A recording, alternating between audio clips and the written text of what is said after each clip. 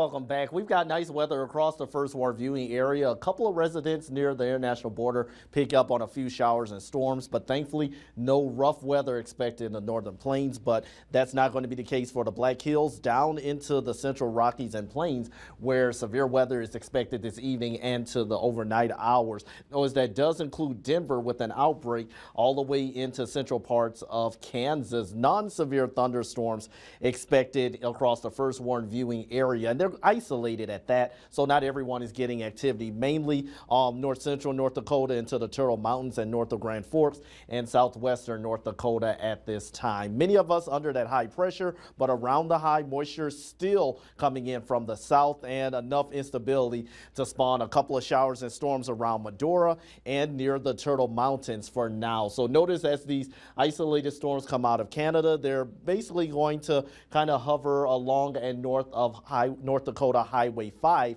for this evening. So for the moment, West Hope getting a break from the rain, but make its way eastward towards Cirrus, eventually Bottineau, and maybe again for Lake Metagoshi. For now, it looks like Max Bass, Newburgh may miss out on this. You've had the wind though, but we are looking at a little bit of an isolated cell to the north of Kramer. So this is where our shower and isolated storm threat is going to remain. Had some pretty strong storms push through Lake Metagoshi into the north of Dunseat. So these are once again making their way to St. John, Belcourt, and eventually Rolla. But the good news is that we're not expecting severe weather. However, this is the time lapse over the past hour at Lake Metagoshi. Everyone was out in the water, then had to get off as those thunderstorms pushed through or pushed across Lake Metagoshi. So for now, you've got a little bit of a break. Moisture-wise in Minot, we've only picked up a tenth of an inch in the Magic City for the month. I know it just began, but still